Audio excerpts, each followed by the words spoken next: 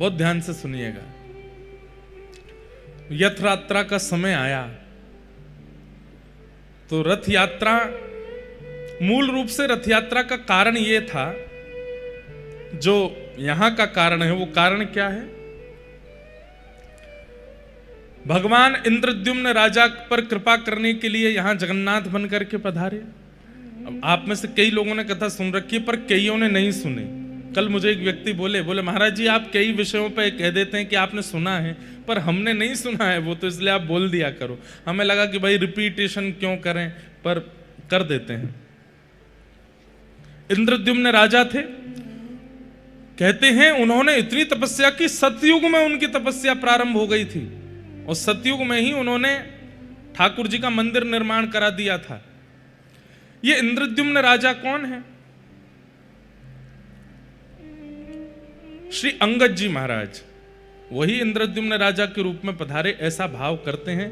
या जो विश्ववसु हैं उनको अंगद जी का रूप माना जाता है, दोनों भाव आते हैं। ठाकुर जी की प्रार्थना की कि आप प्रकट हो जाओ। भगवान ने कितने युग प्रतीक्षा करवा करके इनको स्वप्न देकर के कहा कि मैं नीलमणि रूप में विराजमान हूं, नील माधव रूप में विराजमान हूं, लेकिन यह नहीं बताया कि कहां विराजमान हूं। अब तो इंद्रद्युम्न राजा इतने व्याकुल हो गए, कहां है नील माधव, कहां है नील माधव, उन्हें खोजो। ये तो ऐसा हो गया कि अत्यंत प्यासा व्यक्ति पानी मांग रहा था, पानी कहां है, पानी कहां है। आपने कह दिया पानी जो है वो बलिया पंडा में है, अब ढूंढते रहो बलिया पंडा कहां है। आप बैठे दिल्ली, बंबई, कलकत्ता में और वहां हम कह रहे हैं बलिया पंडा में। अब ढूंढ, आजकल तो गूगल बता देता है बलिया पंडा कहां पर, तब तो नहीं था। ठाकुर जी ने केवल इतना कहा कि मैं नील माधव रूप में तुमको मिलूंगा, लेकिन कहां मिलूंगा, कब मिलूंगा, कैसे मिलूंगा, इसकी कोई उद्घोषणा नहीं की। और व्याकुल हो गए। तब व्याकुलता के कारण आपने अपनी पूरी सेना को लगा दिया, बोले ढूंढो कहां है नील माधव भगवान। तभी आपके एक मंत्रिमंडल में थे श्री विद्यापति जी। वो विद्यापति भ्रमण करते करते करते करते एक बीहड़ जंगल में, जहां पर सबर जाति के लोग रहते हैं, जिन्हें कोल भील भी कहते हैं, वहां पहुंच गए। तभी वहां आपको एक परम सुंदरी ललिता नाम की कन्या दिखी। ये ललिता कौन है?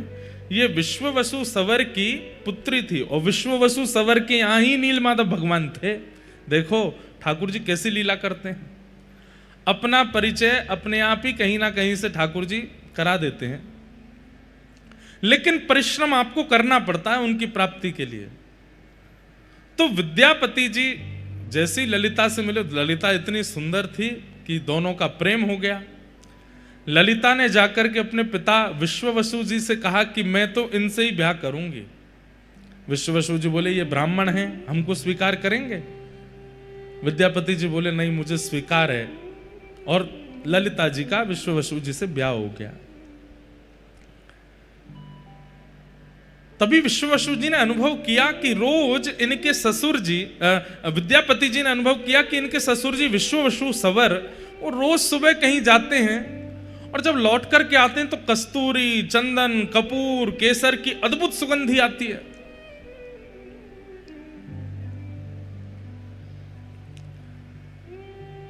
खोज तो चल रही थी नीलमाधव भगवान की। तो विद्यापति जी ने ललिता जी से पूछा कि आपके पिताजी सुबह सुबह कहां चले जाते हैं भोर में, और इतनी सुगंधी आती है उनमें से, कहां जाते हैं वो? तो उन्होंने बताया कि वो अपने ठाकुर की सेवा करने जाते हैं। क्या ठाकुर हैं? बोले नील माधव। बहुत ध्यान से सुनिएगा। तो विद्यापति, इनका विवाह किनसे हुआ? ललिता जी के साथ। तो ललिता जी किसकी पुत्री हैं? विश्ववसु सवर की। और विश्ववसु के यहां पर नील माधव भगवान की सेवा होती है गुप्त रूप से। एक बात हम आपसे निवेदन करना चाहते हैं, आप लोग माने तो।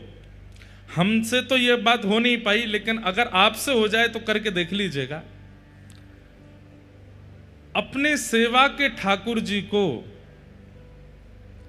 अति गुप्त कर लीजिए। ना उनका फोटो खींचना है, ना किसी को दर्शन कराने हैं।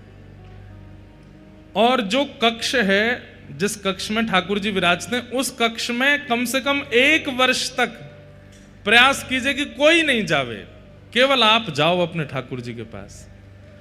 आप सेवा करो, आप ही भोग पधराओ, आप ही श्रृंगार करो, और जो भी सामग्री लेकर के आते हैं ठाकुर जी के लिए, खिलौने लेके आओ, ठाकुर जी के लिए सखी स्वरूप लाओ, बंगले लेकर के आओ, जो भी लाओ सब बाहर लेकर के आइए, छुपा के लाइए सबको, क्योंकि घर वालों को भी नहीं पता चले क्या आया है।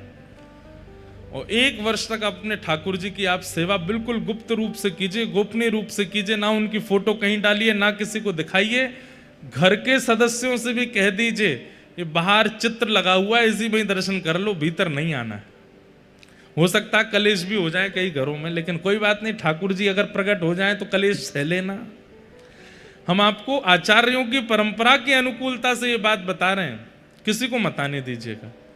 1 साल बाद आप अनुभव करेंगे। 1 साल तो बहुत लंबा होता है, कुछ ही दिनों में आप अनुभव करने लगेंगे कि ठाकुर जी को आप जिस अवस्था में छोड़ के गए, ठाकुर जी उस विपरीत अवस्था में आपको मिलेंगे। आपके संग सेवा, आपके संग लीला करेंगे। क्यों? उसके पीछे कारण है। नित्य ठाकुर जी आपसे मिलते हैं, आप ठाकुर जी से मिलते हो। उससे क्या होगा? ठाकुर जी को यह विश्वास हो गया कि भाई ये प्रचार में नहीं है, ये केवल मेरो है, ये बाहर जाके किसी को बताता भी नहीं है, बाहर से अंदर आके किसी से कुछ कहता भी नहीं है। तो बहुत कठिन ही है सेवा, लेकिन करके देख लो। हम तो अपने लाल जी, हमारे बेचारे लाल जी तो सबके है गए, अब तो ये संभव नहीं, पर कभी ना कभी तो अवसर मिलेगा, हम करेंगे। किसी को मत दिखाओ, आप सेवा करो, आप ही भोग लगाओ, आप ही सामग्री पधराओ। फूल लेके आइए, किलो किलो फूल लेके आओ, और छुपा के भीतर ले आए, और भीतर आके अपने आप बंगला बनाया, बंगले में ठाकुर जी को बैठाया, दर्शन आरती करी, उसके बाद सारे फूल उतार करके बाहर पधरा दिए। किसी को दर्शन मत करा। श्रीनाथ जी में 56 भोग लगता है। नाथ द्वार में आप 56 भोग की सेवा कर लीजिए, यजमान बन जाइए। आपको भी 56 भोग पवाते हुए ठाकुर जी का दर्शन नहीं होगा। आपको उस काल, उस घड़ी में भीतर ले जाया जाएगा जब 56 भोग उठ रहा होगा। ठाकुर जी ने कैसे पाया, किसी को देखने का अधिकार नहीं है। कितनी उत्सव, कितनी लीलाएं श्रीनाथ द्वारा में ऐसी होती हैं जो सबके सामने होती ही नहीं है, भीतर ही भीतर हो जाती हैं। ठाकुर जी को उससे ये अनुभव होता है कि ये केवल मेरे प्रचार के लिए नहीं है, ये अपने लिए मेरी सेवा कर रहा है। तो ठाकुर जी धीरे धीरे सहज होने लग जाते हैं और फिर कुछ ना कुछ लीला क्रिया करने लगते हैं। विश्व वसु सवर नील माधव भगवान की ऐसी ही सेवा करते हैं। किसी को नहीं पता, अपनी बेटी ललिता तक को दर्शन नहीं कराए हैं। लेकिन विद्यापति जी ललिता से कहने लगे, बोले मुझे भी तुम्हारे पिताजी के साथ उनके ठाकुर जी के दर्शन करने। ललिता बोली, बोलना मत इस बात को, मेरी इतनी आयु हो गई, मेरी मां के विवाह को इतने वर्ष हो गए, आज तक मां ने दर्शन नहीं किए, आज तक मैंने दर्शन नहीं किए, हमारे परिवार के बड़े बुजुर्गों ने दर्शन नहीं किए, वो किसी को नहीं लेके जाते साथ में। कहते हैं नील माधव भगवान है, और नील माधव भगवान चलते फिरते, उठते बैठते, खाते पीते सब करते हैं। हम लोग देखने के अधिकारी नहीं है, इसलिए केवल पिताजी जाते हैं वहां पर। आप लोग बहुत सावधानी से सुनिए, बड़ी गूढ़ और बड़ी आनंदमयी कथा है। विद्यापति तो अब मन में ठान लिए कि मुझे कैसे भी दर्शन करने हैं। इंद्रद्युम्न राजा ने इस कार्य के लिए भेजा है कि ढूंढ के आओ कहां है नील माधव भगवान। तो विद्यापति ऐसा व्यवहार करने लगे, पत्नी भोजन देती है, वो कहते हैं मन नहीं है, इच्छा नहीं है। पत्नी बात करती है तो थोड़े उखड़े उखड़े से रहते हैं। पत्नी सबके कारण पूछती है, बोल कारण क्या है, आप इतने उदास क्यों हैं? तो एक ही कारण देते हैं, नील माधव का दर्शन कराओ। एक दिन ललिता ने जाके अपने पिताजी विश्ववसु जी से कहा, पिताजी अगर आपको यह बात पता चले कि आपकी बेटी का परिवार गृहस्थ आश्रम खत्म हो रहा है तो आप क्या करेंगे?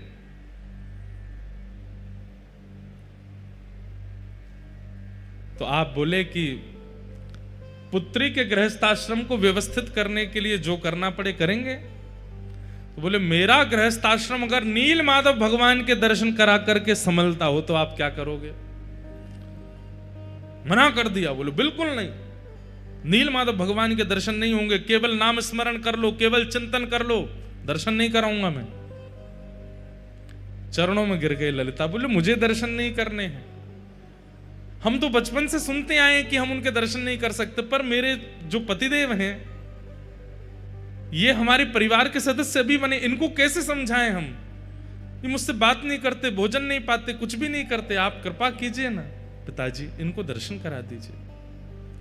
अनेक दिनों तक तो विश्ववसु मना करते रहे, लेकिन एक दिन पुत्री पर बहुत दया आ गई और नील माधव भगवान को कृपा करनी है, इसलिए उनके मन में भावना आ गई। बोले चलो ठीक है, तो दर्शन कराते हैं, लेकिन आंख पे पट्टी बांध के ले जाऊंगा ताकि रास्ता ना देख ले, नहीं तो रोज रोज पहुंच जाएंगे।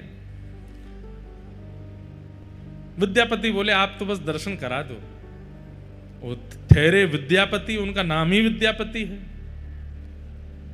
कहीं कहते हैं धान, कहीं कहते हैं सरसों की पोटली अपने कमर पर बांध ली और उसमें छेद कर दिया, और सुबह जब निकले हैं विश्ववसु ने आंखों पर पट्टी बांध दी है, लेकर के जा रहे हैं नील माधव भगवान का दर्शन कराने के लिए। सरसों गिरती जा रही है, आप जैसे ही ऊपर पहुंचे जाकर के पट्टी खोली, महाराज आहा नील माधव भगवान का दिव्य स्वरूप दर्शन करके आनंदित हो गए। बोले चलो हो गए दर्शन, अब वापस चलो। वापस लौट करके पुनः पट्टी बांध करके लेकर के आए। कुछ दिन प्रतीक्षा करते रहे विद्यापति, बोले अभी पौधे उग जाएंगे, उसके बाद तो रास्ता तो मिल ही जाएगा। लेकिन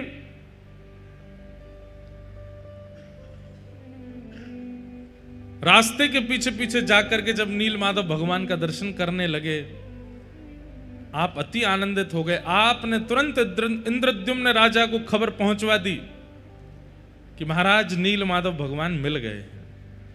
युगों से चली आ रही प्रतीक्षा इंद्रद्युम्न राजा की अब पूर्ण होने वाली है। आनंद के साथ नाचते गाते हुए इंद्रद्युम्न राजा आ रहे थे। तभी क्या हुआ, कहीं कहते हैं नील माधव भगवान अंतर्ध्यान हो गए, कहीं कहते हैं देवता उनको लेकर के चले गए, क्योंकि वो जो रास्ता बनाया था सरसों डाल करके वो देवताओं को भी तो पता चल गया था। सोचिए, नील माधव भगवान की ऐसी सेवा विश्ववसु कर रहे थे कि देवताओं को भी नहीं पता कि वो कहां हैं। लेकिन उस सरसों का मार्ग देवताओं को भी मिल गया, तो कहते हैं देवता ले गए नील माधव भगवान को। इंद्रद्युम्न राजा आकर के कुंपित हो गए। सवर लोगों से युद्ध छिड़ने ही वाला था, तभी आकाशवाणी हो गई, बोले कि तुम चिंता मत करो, यही मेरा नील माधव स्वरूप प्रकट होएगा। बोले कहां जाओ? बोले चक्र तीर्थ पहुंच जाओ और वहां पर प्रतीक्षा करो, दारू ब्रह्म के रूप में मैं आऊंगा और तुम्हारे द्वारा सेवा स्वीकार करूंगा। अपनी पूरी सेना लेकर के इंद्रद्युम्न राजा चक्र तीर्थ पहुंचे। समुद्र के तट पर प्रतीक्षा कर रहे थे, तभी सुंदर दारू बहती हुई आ रही। कैसे पता चला कि ये ठाकुर जी हैं? तो शंख चक्र गदा पद्म चारों अंकित थे। हजारों की सेना लगा दी, लेकिन वो दारू, वो लकड़ी, ठाकुर जी का स्वरूप जिसमें अभी आकृति नहीं बनी है, उठा ही नहीं पा रहे हैं। खूब प्रयास किया, हाथियों से खिंचवाया, लोगों ने उठाया, लेकिन नहीं निकल पा रहे हैं। तब अंत तो गत्वा आकाशवाणी हुई कि जिसके लिए आए हैं उसी से उठेंगे। तब इंद्रद्युम्न राजा, मतलब मानो मान हनन कर रहे हैं इंद्रद्युम्न का, राजा नहीं हो तुम, अब हम तुम्हारे यहां आए, अब तुमको सेवक बनना पड़ेगा। इंद्रद्युम्न राजा जैसे गए, विशाल दारू ब्रह्म को एक भुजा से ही उठा लिया। ठाकुर जी हल्के हो गए और कंधे पर बैठ करके सीधे उनके साथ चलने लगे। और सबसे पहले महाप्रभु जी का वह विग्रह आया गुंडीचा, जहां हम लोग कल या परसों में जाएंगे दर्शन करने। एक प्रकार से ठाकुर जी की वहां जन्म वेदी कहा जाता है उसको, ठाकुर जी का मायका भी कहते हैं, घर भी कहते हैं। ठाकुर जी ने वहां आज्ञा कर दी कि हमारा स्वरूप निर्माण कराओ। अनेकों रूप बनाने वाले आए, अनेकों शिल्पकार आए, लेकिन कहते हैं छेना हथौड़ी उठाते हैं और जैसे ही करने लगते हैं तो जैसे किसी लोहे पर प्रहार करने पर खन आवाज और चिंगारियां निकलती हैं, ऐसे निकलने लगी। कोई ठाकुर जी का निर्माण नहीं कर पाया। तभी वहां एक विशेष परिवार के सदस्य, जिनका परिवार आज तक ठाकुर जी का स्वरूप निर्माण करता है, वे आए। उन्होंने आकर के ठाकुर जी का स्वरूप बनाया, लेकिन उन्होंने नियम रख दिया कि मैं एकांत में बनाऊंगा। दूसरी बात, आप बार बार आकर के डिस्टर्ब नहीं करेंगे, देखेंगे नहीं, एकांत में बैठ करके ठाकुर जी का स्वरूप निर्मित होगा। हमें कैसे पता चलेगा कि ठाकुर जी बनना है? बोले आप बाहर से आवाज सुनते रहना, अंदर छेनी हथौड़ा की आवाज आती रहे, उससे पता चलेगा कि ठाकुर जी बनने हैं। 25 दिन 24 दिन की लगभग उन्होंने आज्ञा की, इतने दिन में ठाकुर जी बनेंगे, लेकिन 14 दिनों में ही आवाज आनी बंद हो गई। रानी घबरा गई, राजा घबरा गए। आपने व्याकुल हृदय से एक दिन प्रतीक्षा की और फिर प्रतीक्षा का बांध टूट गया। बोले कि ठाकुर जी वयोवृद्ध हैं जो बना रहे हैं, कहीं ऐसा नहीं हो भीतर ही पधार गए हों, देख तो लें एक बार। जैसे ही द्वार खोल करके देखा, महाप्रभु जगन्नाथ जी का सुंदर विग्रह वहां विराजमान, श्री बलभद्र जी महाराज, श्री सुभद्रा जी और श्री सुदर्शन जी, चारों रूप प्रकट हो गए। बोलो श्री जगन्नाथ महाप्रभु की। ठाकुर जी का स्वरूप प्रकट हो गया।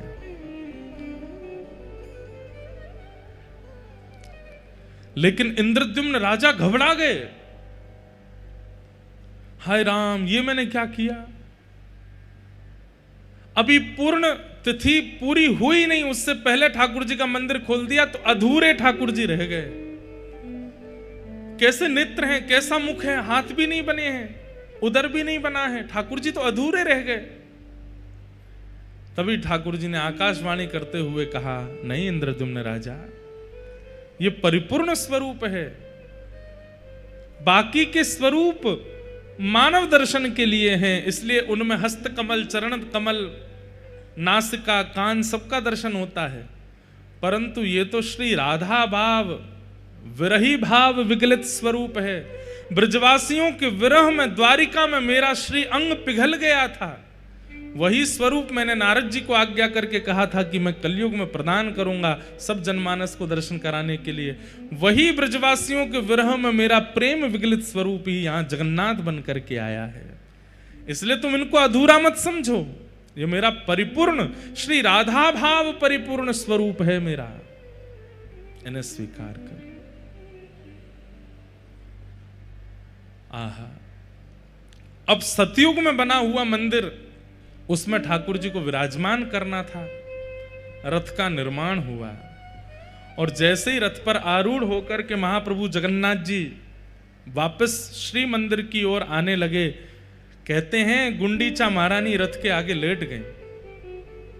जिस प्रकार श्री ठाकुर जी वृंदावन से मथुरा गए थे तो गोपियों की स्थिति हुई, वैसी गुंडीचा महारानी की हो गई कि आप मेरा घर छोड़ के क्यों जा रहे हैं नाथ? आप यहां से क्यों वापस जा रहे हैं? राजा के समझाने पर भी गुंडीचा नहीं मानी, अनेक विद्वानों के द्वारा समझाने पर भी गुंडीचा नहीं मानी। तो कहते हैं महाप्रभु जगन्नाथ जी सचल हो गए और रथ से उतर करके नीचे आए और आकर के गुंडीचा को हृदय से लगाया और कहा, मां आप चिंतित क्यों होती हो?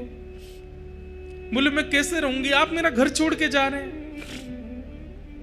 तो महाप्रभु जगन्नाथ जी बोले, मां विश्व कल्याण के लिए, जगत कल्याण के लिए मेरा श्री मंदिर में जाना आवश्यक है। मैं घर पर बैठ करके जगत कल्याण नहीं कर पाऊंगा, मुझे मंदिर में जाना पड़ेगा। वहीं आकर के सब, अब यहां तो घर है, आज की बात होती तो गुंडीचा में भी दर्शन करते लोग, लेकिन उस समय में लोग कहीं ना कहीं विचार तो करते गुंडीचा तो घर है, राजा का निवास है, यहां पर कौन जाए कौन नहीं जाए, कहीं इस कारण से लोग दर्शन करने नहीं आए तो। और पूरी व्यवस्था और पूरे नियम से वो मंदिर बना है, सतयुग युग का बना हुआ मंदिर है, उसमें मुझे विराजना है मां। पर मैं वचन देता हूं, हर साल स्नान पूर्णिमा के 15 दिन बाद मैं स्वयं रथ पर आरूढ़ होकर के आपके घर आऊंगा और फिर यहीं रह करके अपनी माँ के द्वारा प्रदत्त किए गए लालन पालन भोग सामग्री सबको स्वीकार करूंगा। साल भर तो मैं जगत कल्याण के लिए मंदिर में विराजूंगा, पर साल में एक सप्ताह के लिए मैया मैं आपके पास आऊंगा, आप चिंतित मत हो। गुंडीचा मैया फिर भी नहीं मानी, बोले आप तो ऐसे ही आश्वासन यशोदा मैया को दिए थे कि परसों आ जाऊंगा, और परसों के बरसों बीत गए, आप लौट करके नहीं आए। तब भगवान ने गुंडीचा मैया को हृदय से लगाया, और हृदय से लगाते ही गुंडीचा मैया को यह भाव दिखाया कि मैया आप कोई और थोड़ी हो, आप यशोदा ही तो हो। यशोदा ही तो गुंडीचा के रूप में आई हैं। ये नंद बाबा ही श्री नील इंद्रद्युम्न राजा के रूप में आए हैं। मैंने जो वचन दिया था कि मैं आऊंगा, वो मैं जगन्नाथ वेश में पूरा करूंगा। आप यहीं विराजो। ये गुंडीचा वृंदावन है और श्री मंदिर द्वारिका है, और मैं द्वारिका से निश्चित यहां आऊंगा और आकर के आपको सुख प्रदान, अपना वचन निभाऊंगा। ठाकुर जी वर्षों पूर्व दिए गए द्वापर के वचन को निभाते हैं रथ यात्रा करके। ठाकुर जी ने कहा था कि मैं आऊंगा ब्रजमंडल, और ठाकुर जी जाते हैं। इंद्रद्युम्न राजा और गुंडीचा मैया दोनों चरणों में बैठ गए। भगवान बोले वरदान मांगिए, क्या चाहिए। इंद्रद्युम्न राजा ने वरदान मांगा कि हमारा वंश आगे ना बढ़े। क्या मांगा? हमारा वंश आगे ना बढ़े, ऐसी कृपा करो। और ठीक उसी समय गुंडीचा मैया ने क्या मांगा? हमें एक संतान हो जाए, एक पुत्र हो जाए। नीलाद्रीनाथ श्री जगन्नाथ भगवान हंसने लगे, बोले कि ये क्या कह रहे हैं आप दोनों। इंद्रद्युम्न राजा ने पत्नी की ओर देखा, बोले क्या मांग रही हो तुम ठाकुर जी से? बोले मैं तो संतान मांग रही हूं। आप क्या मांग रहे हो? बोले मैं तो कह रहा हूं कि संतान ही नहीं हो।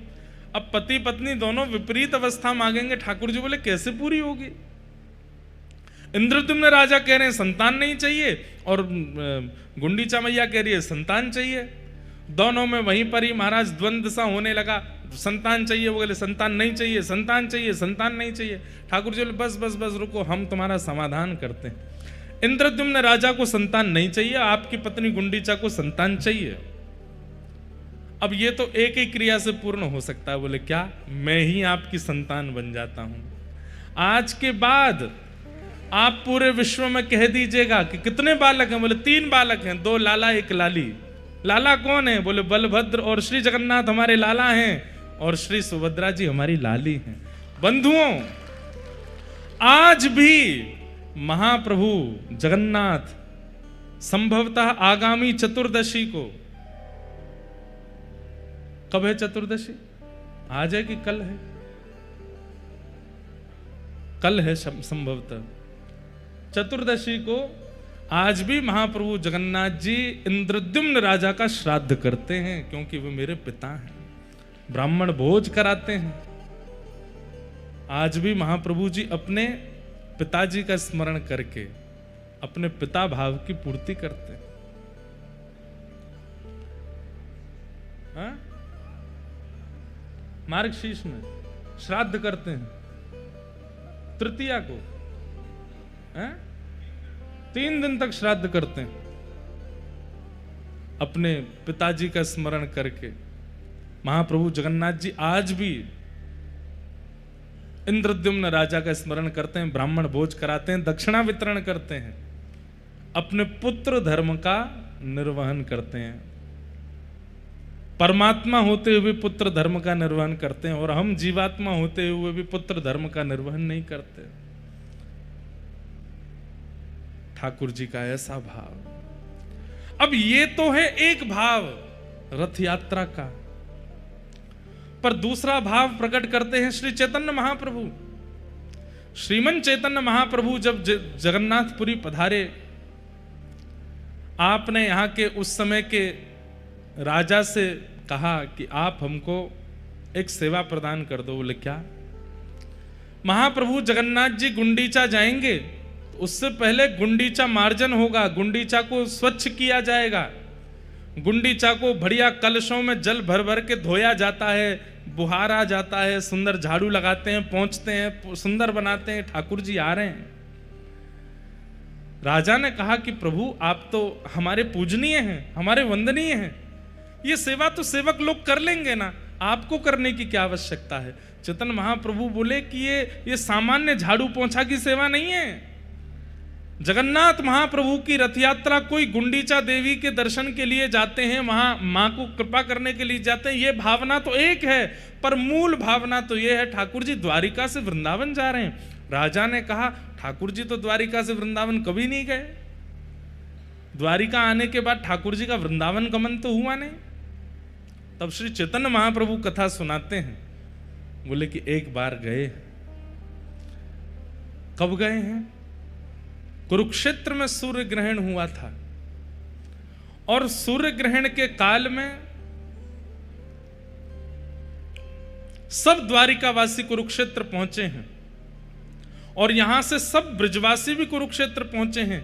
ना तो ब्रजवासियों को पता है कि वहां द्वारिकाधीश और द्वारिकावासी आ रहे हैं, ना द्वारिकाधीश और द्वारिकावासियों को पता है कि यहां ब्रजवासी आ रहे हैं। केवल द्वारिकावासी और ब्रजवासी गए नहीं, पूरे भारतवर्ष के लोग वहां इकट्ठे हुए थे सूर्य ग्रहण पर यज्ञ करने के लिए। लेकिन जैसे ही सूर्य ग्रहण काल में वहां सब एकत्रित हुए, तब धीरे धीरे खबर उड़ने लगी, और उड़ते उड़ते ठाकुर जी तक पहुंची कि ब्रजवासी यहां आए हुए हैं। ब्रजवासियों का नाम सुनते ही, यहां आए हुए हैं सुनते ही, ठाकुर जी इतनी तत्परता से पूरी व्यवस्था में लगे थे। सूर्य ग्रहण में ऐसे यज्ञ होगा, ऐसे हवन होगा, ऐसे वेद पूजन होगा, पाठ होगा। लेकिन जैसे ही सुना कि ब्रजवासी आए, ठाकुर जी तो बल दाऊ दादा से बोल, दाऊ दादा आप ही संभालो, अब मैं संभाल नहीं पाऊंगा। चिंतित हो गए ठाकुर जी। इच्छा तो हो रही है मैं कैसे भी ब्रजवासियों के सन्मुख पहुंच जाऊं, लेकिन एक कदम बढ़ाते ही ठाकुर जी रुक जाते हैं। बोले किस मुंह से जाऊं? मैया पूछेगी लाला इतने दिनान बाद आयो है तो कहा जवाब दूंगो? नंद बाबा मुंह को गोद में उठावे को आएंगे तो मैं किस मुंह से उनकी गोद में जाऊंगो? मधुमंगल श्रीदामा तन सुखा मन सुखा धन सुखा, ये सबरे सखा, ये मोते कहेंगे लाला तेने बढ़िया सखा बनो हमारो, इतने साल है कि मिलो नहीं, मैं कहां उत्तर दूंगो? तो ठाकुर जी हर एक घड़ी बाद सोचते हैं कि अब मैं जाऊं ब्रजवासियों से मिलके आऊं, लेकिन फिर रुक जाते हैं, मैं कहां कहूंगा? सूर्य ग्रहण का समय आया, सुंदर स्वर्ण के सिंहासन पर ठाकुर जी को विराजमान किया गया। भारतवर्ष के कोने कोने से विप्रदेव आए हैं, कोई तुलसी अर्चन कर रहे हैं, कोई सहस्त्र कमल अर्चन कर रहे हैं, कोई पुष्प अर्चन कर रहे हैं, कोई रत्न अर्चन कर रहे हैं। सब ठाकुर जी के चरणों में कहीं से तुलसी चढ़ाई जा रही है, कहीं से पुष्प चढ़ाए जा रहे हैं। पर ठाकुर जी उस समय केवल नेत्र बंद करके ये बार बार विचार कर रहे हैं कि मैं परमात्मा हूं, मुझे कृपा करनी है। लेकिन बार बार ठाकुर जी भूल जाते हैं कि मैं परमात्मा हूं, फिर सोचते हैं मैं तो लाला हूं। यहां ब्रजवासी बाहर डोल रहे होंगे, यशोदा मैया नंद बाबा यहीं कहीं आसपास ही होंगी। जोर से सुगंधी भीतर लेते हैं कि वायु में कहीं नंद बाबा की हृदय की, यशोदा मैया की हृदय की सुगंधी मुंह को आ जाए। यहां नंद बाबा को पतो चली कि द्वारिकाधीश आए हैं, हमारो लाला आयो। नंद बाबा ने धीमे से जाकर के ये खबर यशोदा मैया को सुनाई। बोली अरी मेहर एक बात बताऊं? बोले कहा, हमारो लाला कन्हैया वो कुरुक्षेत्र में है।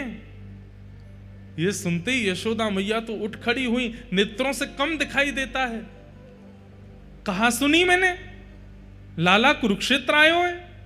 बोले हाँ मेहर, लाला कुरुक्षेत्र में। भाव विह्वल हो गई, हाथ पकड़ लिए नंद बाबा के। बोले मुझे एक बार दिखाए दो, मुझे एक बार मिलाए दो। अब यहां नंद बाबा संकोच कर रहे हैं। यशोदा 100 से भी अधिक वर्ष हो गए हैं लाला को गए भय, और मैं और मेरे तेरे हृदय को भाव तो है ही कि लाला से मिलना है, पर वास्तविकता तो अब सबसे छुपी नहीं है कि लाला मूल रूप में बेटा तो देवकी वसुदेव को है ना, और अब तो वो द्वारिका को राजा बन गयो है। सब वाकू राजा महाराजा कहकर के पुकारे। हमने तो सुनी है 16,108 ब्याह है गए, बड़े बड़े राजघराने की कन्यांते वाको ब्याह भयो है। हम भोरे भारे से ब्रजवासी जामेंगे, हमको देख करके कहीं लाला को संकोच है गए हो तो कैसे जाएंगे? यशोदा मैया बोली, यही संकोच को चिंतन करते करते जीवन निकल जाएगो। अरे मेरी एक इच्छा पूरी कर दो बस, अब पता ना कब प्राण चले जाएं। एक बार लाला को, एक बार मेरे कन्हैया को मुंह को दिखाए दो, मैं देखना चाहूं। लाला के नैन नक्श अबहु वैसे ही हैं, हाथ पांव वैसे ही हैं कि कछु परिवर्तन आ गयो है, एक बार तो दिखाए दो। और श्री नंद यशोदा अति वृद्ध हैं, दोनों धीमे धीमे हाथ पकड़ करके जा रहे हैं, पूछते जा रहे हैं, भैया ये द्वारिका वासी इनको शिविर कहां है? ये कथा श्री चैतन्य महाप्रभु सुना रहे हैं यहां के राजा को, और बता रहे हैं कि मूल रूप से रथ यात्रा क्यों होती है।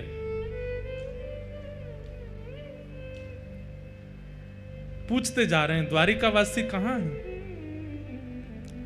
जैसे ही द्वारिका के शिविर में पहुंचे, और वहां तो असंख्य लोग नर नारी घूम रहे हैं, और सब कोई माला जाप कर रहे हैं, कोई मंत्र जाप कर रहे हैं, कोई आराधन कर रहे हैं, कोई देव पूजन कर रहे हैं, क्योंकि अब ग्रहण काल है। नंद बाबा जाके बोले, भैया हमारो कन्हैया कौन से कमरा में है, हमारो कन्हैया कौन से शिविर में है, हमारो कन्हैया कहां बैठो है। द्वारिका के लोग बोले, कौन कन्हैया? अरे हमारो गोपाल। बोले, कौन गोपाल? अरे हमारो लाला। बोले, कौन लाला? अरे तुम्हारो द्वारिकाधीश। तो ऐसे बोलिए ना, क्या आप कन्हैया बोल रहे हैं, गोपाल गोविंद क्या बोल रहे हैं? राजा धीराज महाराज गौ ब्राह्मण प्रतिपालक वसुदेव नंदन देवकी नंदन श्री कृष्ण चंद्र भगवान, ऐसे कहिए। अब हम ते तो भैया बोले को ना इतना लंबो चौड़ा, हम तो वृंदावन ते आए, हम तो कन्हैया गोपाल गोविंद ही बोले, कहाँ हैं? अच्छा, वो सामने सभागृह है ना, वहां पर असंख्य ब्राह्मण देव उनकी अर्चना कर रहे हैं। आप लोग जाइएगा, कोने में खड़े होकर दर्शन कर लीजिएगा, अभी ग्रहण काल है, आराधना चल रही है, वहां पर विक्षेप मत कीजिएगा। नंद यशोदा बोले, हाँ ऐसा ही करेंगे। ऐसी सभा थी, असंख्य लोग बैठे थे, और दूर आकर के नंद बाबा यशोदा मैया पीछे खड़े है गए। नंद बाबा ने प्रथम दृष्टि में जैसे ही ठाकुर जी को देखा, ठाकुर जी की अवस्था 100 वर्ष के आसपास हो गई है, लेकिन ठाकुर जी का यौवन आज भी बाल कृष्ण की तरह है, आज भी वैसे ही कमल नेत्र हैं, आज भी ठाकुर जी के गुलाबी गाल हैं, आज भी अभी तक मुख पे रेशे प्रकट नहीं हुए हैं, ये दाढ़ी मूछ आदि अभी ठाकुर जी के आई नहीं है। रोने लगे नंद बाबा। यशोदा मैया बोली, कहां भयो? बोले, अरे यशोदा तोको तो दिखेगो नहीं, लाला सामने ही बैठो है, मुंह को दिख रहा है। यशोदा मैया तो व्याकुल लगे, मुंह को लेके चलो, मुंह को समीप लेके जाओ, मैं देखूंगी लाला को। ना अभी मना करिए ना, सबन ने पीछे खड़ी रहे।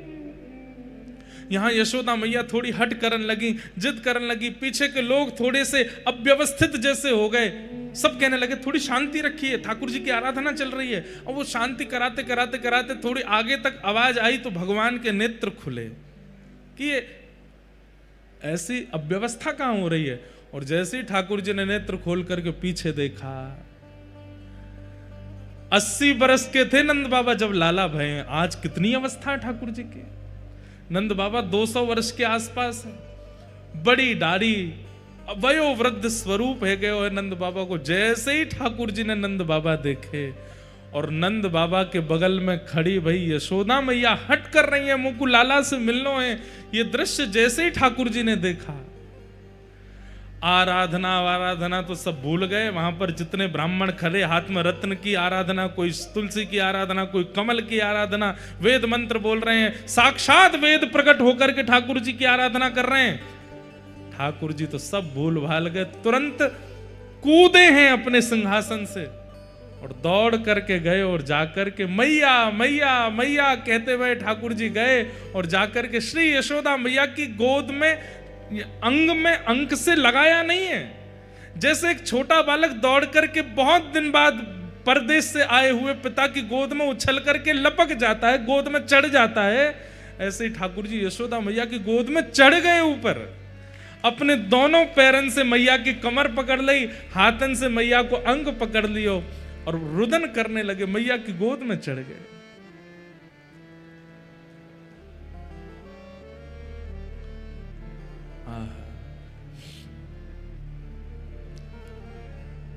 यशोदा मैया रुदन कर रही हैं, इतनी अवस्था ठाकुर जी की हो गई, 16,108 ब्याह हो गए, प्रत्येक पत्नी से संतान भी हो चुकी हैं और संतानों के भी ब्याह हो चुके हैं। उस अवस्था में ठाकुर जी यशोदा मैया की गोद में चढ़ गए और मैया की गोद में जाते बहुत देर तक तो रुदन करते रहे और थोड़ी देर बाद मैया के वक्ष पर अपना हाथ फेरन लगे और बोले, मैया मुझे बहुत दिना से भूख लग रही है, मैं अभी तक तृप्त ना भय हूं, मैया मुझको अपना दूध पिवा, अब ही पिवा। अब द्वारिकाधीश नहीं है, अब वृंदावन चंद है। छोटे से लाला को जैसे गोद में मैया लेती है, ऐसे ही ठाकुर जी को लेकर के बीच आंगन में बैठ गई। चारों तरफ द्वारिकावासी देख रहे हैं, नंद बाबा खड़े हैं बगल में और श्री यशोदा मैया लाला को अपने पयोधर का पान करा रही हैं। 200 वर्ष की वयोवृद्धा यशोदा मैया ने जैसे ही अपना पयोधर ठाकुर जी के मुख में दिया, अपने आप दुग्ध प्रकट होने लगा और ठाकुर जी दूध पान कर रहे हैं। रुक्मणी जी घुटनों पर बैठे बैठे रुदन कर रही हैं। सत्यभामा, जामवती, जितनी सब भगवान की पटरानियां हैं, इस दृश्य को देखकर के कोई आश्चर्यचकित हो रही है, ये क्या देख रहे हैं हम। सबके कान में खबर पड़ी कि यशोदा मैया है। जैसे ही पता चला यशोदा मैया, सब द्वारिकाधीश, द्वारिका के लोग अपने अपने स्थान पर ही दंडवत प्रणाम करने लगे। यशोदा मैया की जय हो। यही है यशोदा मैया।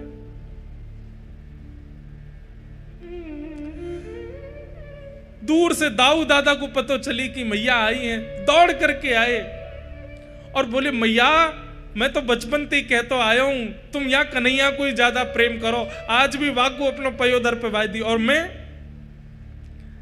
मैया ने तुरंत अपनी दूसरी गोद कही, लाला तू भी आ जा। और श्री दाऊ दादा भी लेट गए हैं गोद में और दाऊ दादा दूसरा पयोधर पान कर रहे हैं। दोनों मैया के पयोधर का पान कर रहे हैं।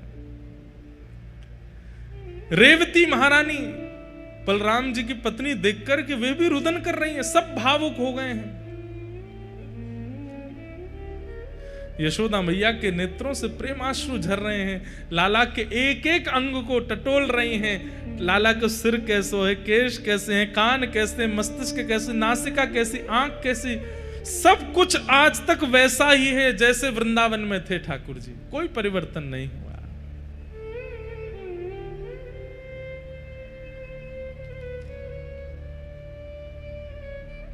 देवकी मैया को पता चली कि यशोदा जी आई हैं।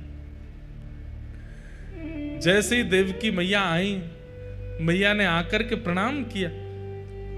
यशोदा मैया बोली, लाला जी कौन है? बोले, मैया जी मैया है, देवकी मैया है। देवकी मैया नाम सुनते ही यशोदा मैया उल्टा प्रणाम करने लगी, चरण पकड़ने लगी। और चरण पकड़ने तो देवकी मैया संभाल रही, मैया जी कहा कर रही हो आप?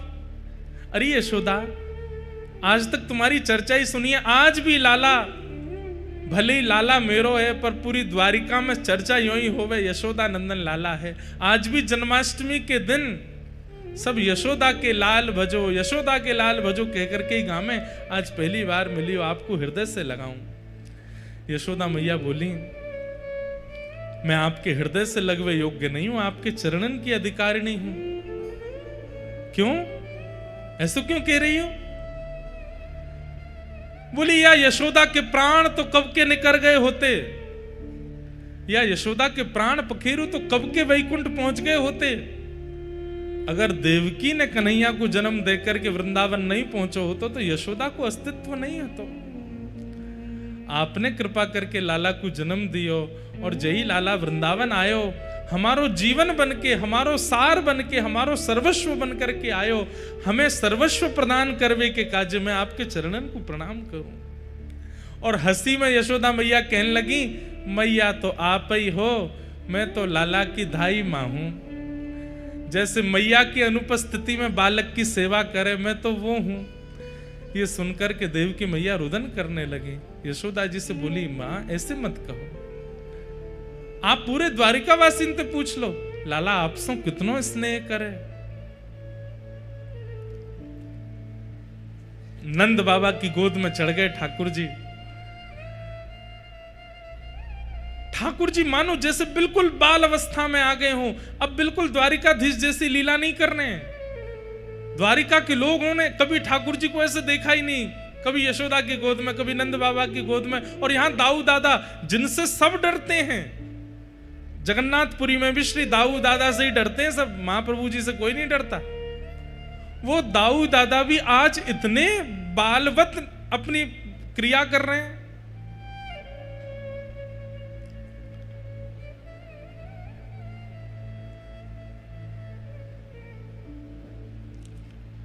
तभी ठाकुर जी के कान में खबर पड़ी, श्री राधा रानी भी आई हैं। राधा रानी का नाम सुनते ही ठाकुर जी थोड़े गंभीर हो गए, और गंभीर अवस्था में आकर के मैया को तो भीतर बिठाया, सब पत्नियों से मिलवाया, सब क्रिया करी, और अवसर जान करके ठाकुर जी बोले कि किशोरी जी नहीं आएंगे, मैं ही जाऊंगा। यहां किशोरी जी सब सखियों के साथ बैठी हैं।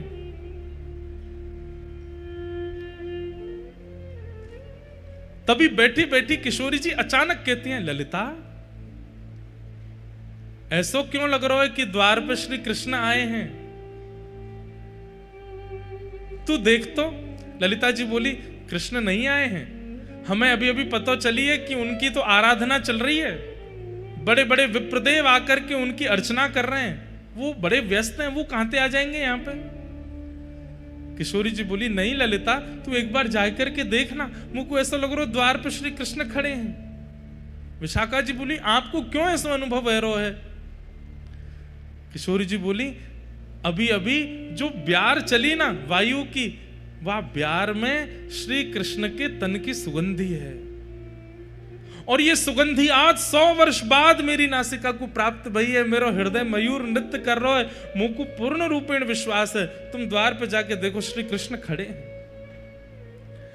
ललिता विशाखा जैसे ही गई और जैसे ही द्वार से पर्दा हटा करके देखा, लाल नेत्र हैं ठाकुर जी के, अश्रु बिंद भरे हैं नेत्रों में, और श्याम सुंदर चुपचाप खड़े हैं नीची नजर करके, और खड़े खड़े मानो जैसे कोई कहने में तो थोड़ी अतिशयोक्ति लगती है, लेकिन अत्यंत व्याकुल व्यक्ति या अत्यंत आत्मग्लानि से भरा हुआ व्यक्ति होता है, जिसे बस ये लगता है मैं मुख कैसे दिखाऊं। ऐसे ठाकुर जी दोनों हाथ समेटे नीची नजर खड़े वहां खड़े हैं।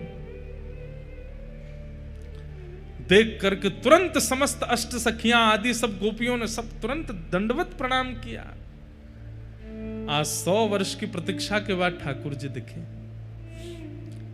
ललिता विशाखा जी बोल रही हैं, लेकिन मुख से शब्द नहीं प्रकट हो रहे हैं। कह रही हैं, श्याम सुंदर आप यहां क्यों खड़े हैं? भीतर चलिए, किशोरी जी बुला रही हैं। ठाकुर जी बस सिर हिला के इशारा कर रहे हैं, मैं अधिकारी नहीं हूं भीतर जाने का।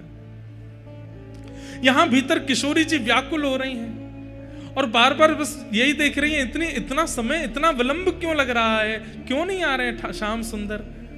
जैसे ही किशोरी जी बाहर निकलने के लिए अपने आसन से उठी, तभी ललिता जी बोली, देखो श्याम सुंदर आप भीतर नहीं जा रहे, किशोरी जी बाहर आ रही हैं। जैसे ही ठाकुर जी ने सुना कि किशोरी जी आ रही हैं, तो अरे वो क्यों श्रमित हो रही है, मैं चल रहा हूं ना भीतर। तुरंत ठाकुर जी भीतर गए, और आज 100 वर्ष के पश्चात किशोरी जी की दृष्टि के सामने ठाकुर जी हैं, और ठाकुर जी की दृष्टि के सामने श्री किशोरी जी हैं। शब्द नहीं है। ये द्वारिका व्रज मिलन जब हुआ है कुरुक्षेत्र में, उस समय वार्ताएं नहीं हुई हैं, केवल सब मौन हैं, एक दूसरे को देख करके ही आनंदित हो रहे हैं। सबके मन में बस एक ही भाव आ रहा है कि बोल करके किसी संवाद को प्रारंभ क्यों करें। इतने वर्ष बाद नेत्रों को श्याम सुंदर दिखे, देख लो इन्हें। ठाकुर जी किशोरी जी के चरणों में बैठ गए, और चरणों में बैठ करके कहना तो चाहते हैं कि मुझे क्षमा कर दो, लेकिन कह नहीं रहे हैं। केवल हाथों से जब चरण स्पर्श किए, तो स्पर्श मात्र से किशोरी जी को यह अनुभव हो रहा है कि ठाकुर जी क्षमा प्रार्थना कर रहे हैं। बंधुओं, प्रेम की एक अवस्था है, ध्यान से सुनिएगा, कि हमारा प्रेमी भले ही हमसे दूर चला जाए, हमारा प्रेमी भले ही हमसे बात ना करे, हमारा प्रेमी भले ही हमें वर्षों तक दिखाई ना दे, लेकिन फिर भी उसके प्रति हमारे चित्त में दोष उत्पन्न ना होना, यह प्रेम का स्वरूप है। ठाकुर जी द्वारिकाधीश बन गए, 16,108 ब्याह हो गए, इतना सब कुछ हो गया, लेकिन ब्रजवासियों ने कभी कोसा नहीं ठाकुर जी को। छलिया, कपटी आदि आदि जो भी कहती हैं, कहने के बाद तुरंत अपनी बातों को समाप्त कर देती हैं। जोई जोई प्यारो करे सोई मोहे भावे, भावे मोहे सोई, जोई सोई सोई करे प्यारे। श्री हितरवंश महाप्रभु हित चतुराशी जी के प्रथम पद में कहते हैं, प्रेम का स्वरूप क्या है? ठाकुर जी जो करें, प्रेमी हमारा जो करे, हमें सब स्वीकार है। ब्रजवासियों ने कभी शिकायत नहीं की ठाकुर जी से। आज 100 वर्ष थोड़े होते हैं, यहां कोई 10 दिन हमसे बात ना करे तो हम लोग उसके प्रति व्यंग कसने लगते हैं। 100 वर्ष बाद ठाकुर जी मिले हैं, फिर भी किशोरी जी, सब गोपियां, सखियां, नंद बाबा, यशोदा, किसी ने शिकायत नहीं की ठाकुर जी से। यह प्रेम का स्वरूप है। ठाकुर जी जिस प्रकार किशोरी जी के चरण कमलों का स्पर्श कर रहे हैं, किशोरी जी समझ गई हैं कि ये मुझसे क्षमा प्रार्थी हो रहे हैं। तुरंत किशोरी जी नीचे बैठ गई, हाथ पकड़ लिए, बोले आप क्या कर रहे हैं? ये इस प्रकार आप चरण क्यों छू रहे हैं? ठाकुर जी कह रहे हैं, मुझे बहुत आत्मग्लानि हो रही है। आप ब्रजवासियों को जो कष्ट, जो पीड़ा, जो विरह मैंने दिया है, उस विरह से मुझे बहुत कष्ट हो रहा है।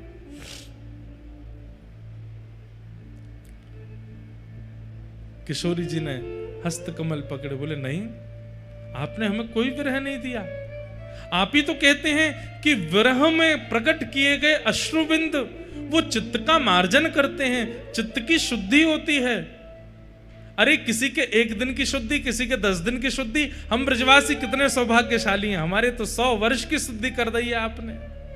और ये 100 वर्ष की शुद्धि हमारी नहीं है श्याम सुंदर, हमारे आने वाली पीढ़ी व्रज में जितने भी लोग जन्म लेंगे युगों युगों तक, चाहे वो कोई क्रम करें, नियम करें, अनुष्ठान करें, चाहे ना करें, वो फिर भी शुद्ध ही रहेंगे, क्योंकि उनके बट का भी रुदन हम ब्रजवासियों ने कर लिया है।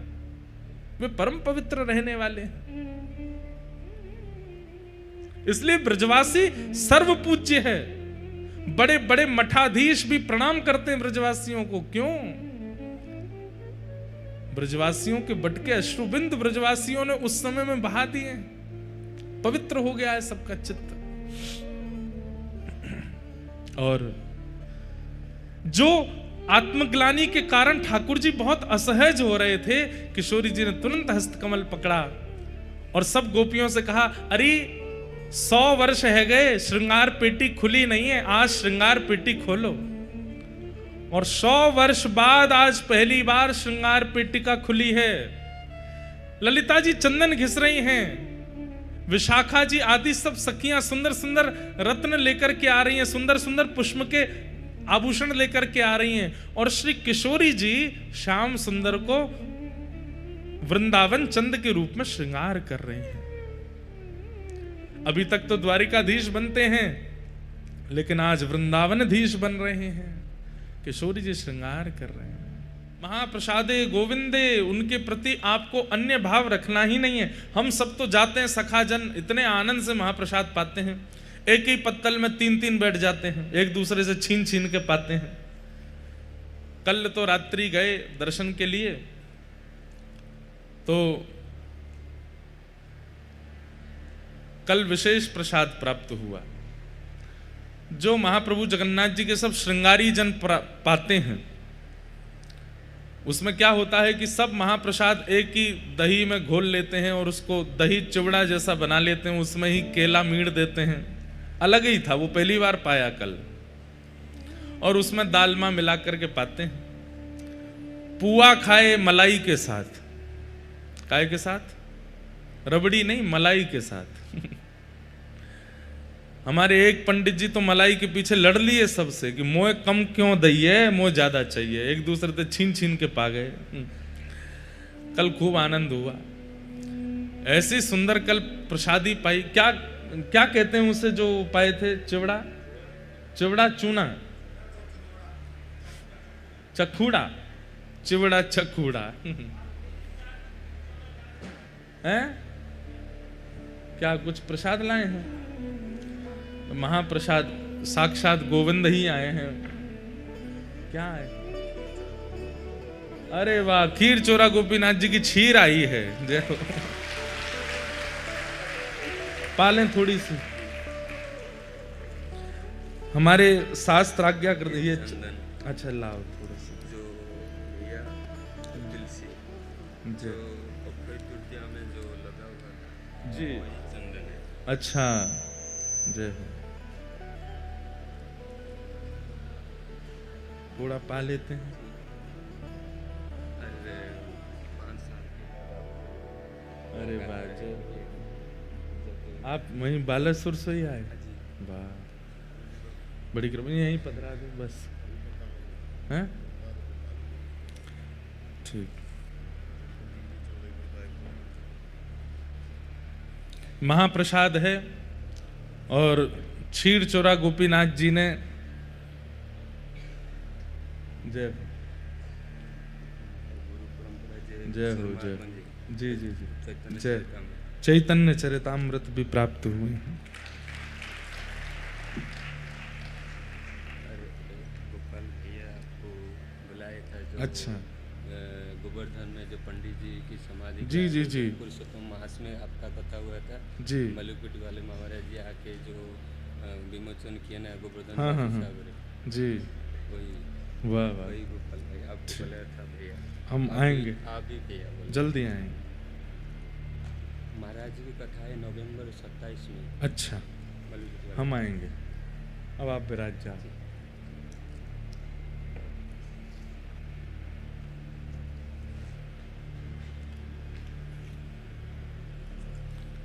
यही खीर ठाकुर जी चुरा करके धर लिए थे अपनी जेब में।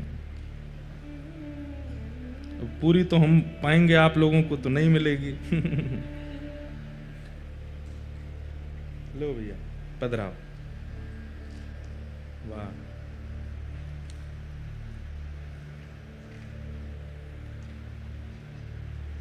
किसी और को देना नहीं। कईयों की दृष्टि पड़ी हुई है। एक पंडित जी आके बोले अभी मत पाइए, कथा के बाद पा लीजिएगा। मैंने कि मुझे पता है ना आप चट्ट कर जाओगे।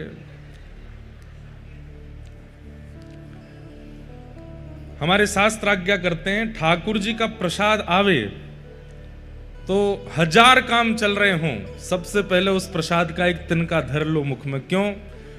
आपने सोचा प्रसाद आया, थोड़ी देर में, पहले बात तो सुनो, ताली पहले बजा देते हो। आपने प्रसाद आया और प्रसाद आते ही आपने विचार किया कि थोड़ी देर में पाऊंगा, और अगले ही क्षण प्राण चले गए तो प्रसाद तो रह गया ना, नहीं पा पाए। इसलिए प्रसाद कहीं भी तीर्थ का, किसी भी स्थान का जब सन्मुख आ जाए, जिस काम में लगे हो, जिस स्थिति में हो, जिस व्यवस्था में हो, तुरंत पहले प्रसाद सेवन कर लो। क्या पता अगले क्षण हमारे प्राण निकल गए तो।